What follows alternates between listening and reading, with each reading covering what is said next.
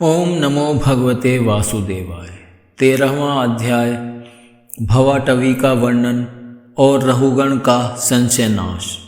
जड़ भरत ने कहा, राजन, यह जीव समूह सुखरूप धन में आसक्त, देश देशांतर में घूम फिर कर व्यापार करने वाले व्यापारियों के दल के समान है। इसे माया ने दुस्तर प्रवृत्ति मार्ग में लगा दिया है, इसलिए इसकी दृष्टि सात्विक, राजस, तामस भेद से नाना प्रकार के कर्मों पर ही जाती है। उन कर्मों में भटकता भटकता यह संसार रूप जंगल में पहुंच जाता है। वहाँ इसे तनिक भी शांति नहीं मिलती। महाराज, उस जंगल में 6 डाकू हैं। इस वणिक समाज का नायक बड़ा दुष्ट है। उसके नेतृत्व में जब यह वहाँ पहुँचता है तब ये लुटेरे बलात् इसका सब माल मटा लूट लेते हैं तथा भेड़िए जिस प्रकार भेड़ों के झुंड में घुसकर उन्हें खींच ले जाते हैं, उसी प्रकार इसके साथ रहने वाले गीदड़ ही इसे असावधान देखकर इसके धन को इधर उधर खींचने लगते हैं। वह जंगल बहुत सी लता, घास और झाड़ झंझाड़ के कारण बहुत दुर्गम हो रहा है। उसमें तीव्र डांस और मच्छर इसे चैन नहीं लेने देते। वहाँ इसे कभी तो गंधर्व नगर दिखने लगता है और कभी कभी चमचमाता हुआ अति चंचल अगिया बेताल आँखों के सामने आ जाता है। यह वणिक समुदाय इस वन में निवास स्थान, जल और धन आदि में आसक्त होकर इधर उधर भटकता रहता है। कभी बवंडर से उठी हुई धूल के द्वारा जब सारी दिशाएं धूमाच्छादित सी हो जाती हैं और इसकी आँखों में भी धूल भर जाती है तो इसे दिशाओं का भी ज्ञान नहीं रहता। कभी इसे दिखाई न देने वाले झिंगुरों का कर्णकटु शब्द सुनाई देता है।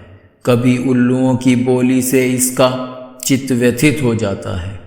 कभी इसे भूख सताने लगती है तो यह निंदनीय वृक्षों का ही सहारा टटोलने लगता है और कभी प्यास से व्याकुल होकर मृग तृष्णा की ओर दौड़ लगाता है।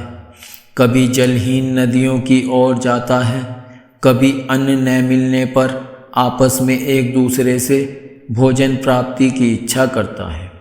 कभी दावानल में घुसकर अग्नि से झुलस जाता है और कभी यक्ष लोग इसके प्राण खींचने लगते हैं तो यह खिन्न होने लगता है।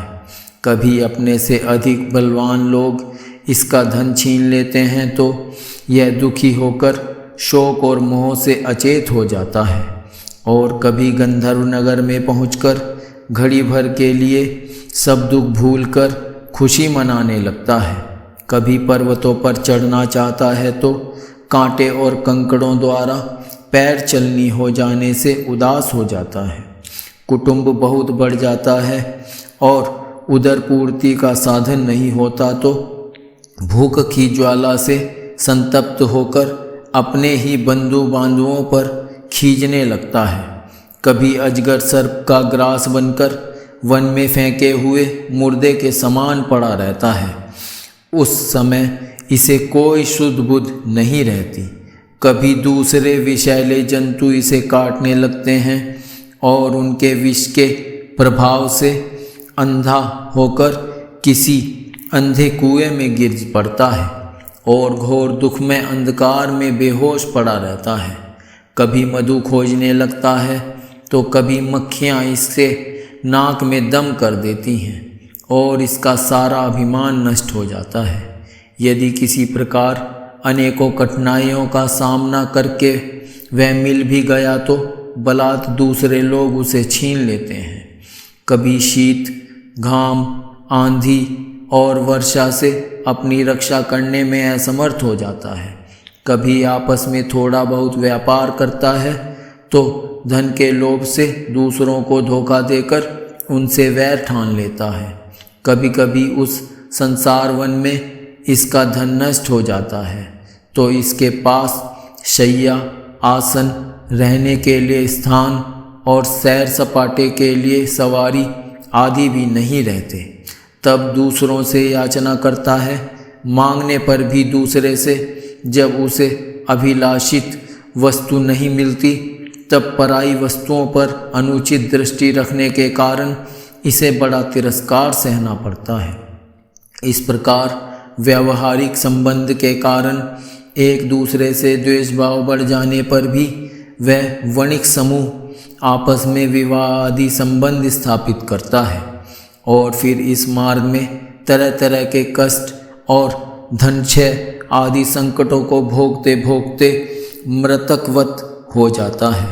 साथियों में से जो मरते जाते हैं उन्हें जहाँ का तहाँ छोड़कर नवीन उत्पन्न हुओं के साथ लिए वह बनिजारों का समूह बना बराबर आगे ही बढ़ता जाता है। वीरवर, उनमें से कोई भी प्राणी न तो आज तक वापस लौटा है और न किसी ने इस संकटपूर्ण मार्ग को पार करके परमानंदमय योग की ही शरण ली है।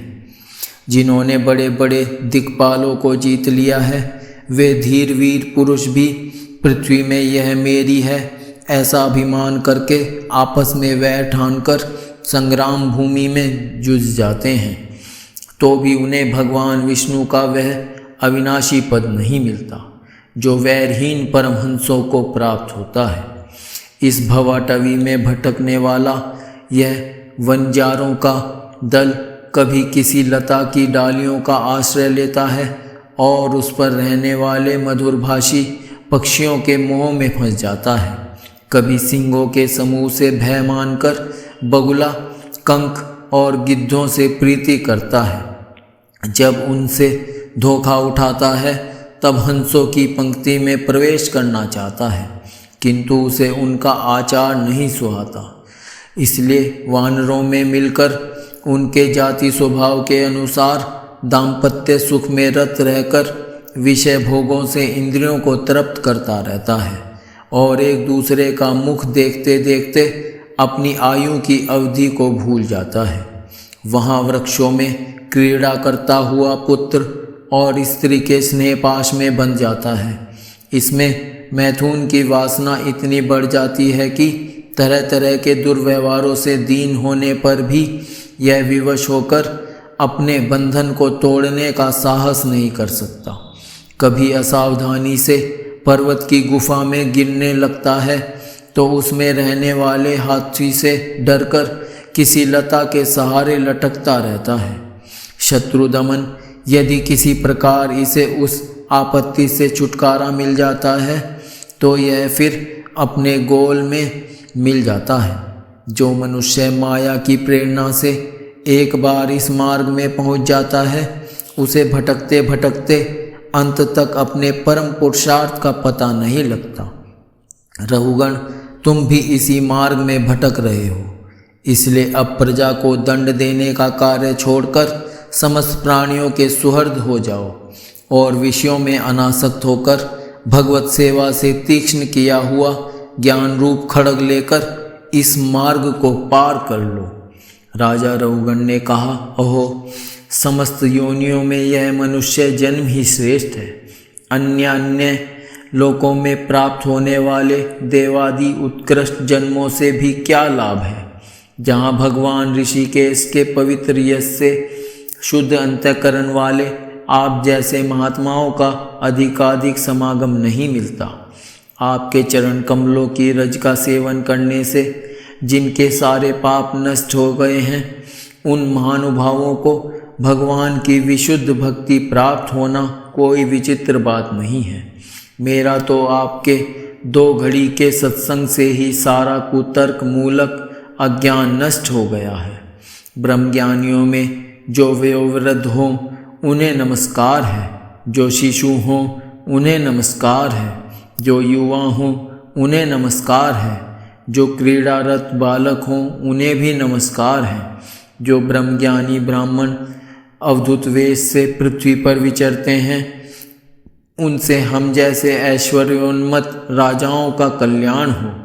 श्री सुखदेव जी कहते हैं, उत्तरानंदन, इस प्रकार उन परम प्रभावशाली ब्रह्म ऋषि पुत्र ने अपना अपमान करने वाले सिंधु नरेश रहुगण को भी अत्यंत करुणावश आत्म तत्व का उपदेश दिया। तब राजा रहुगण ने दीन भाव से उनके चरणों की वंदना की।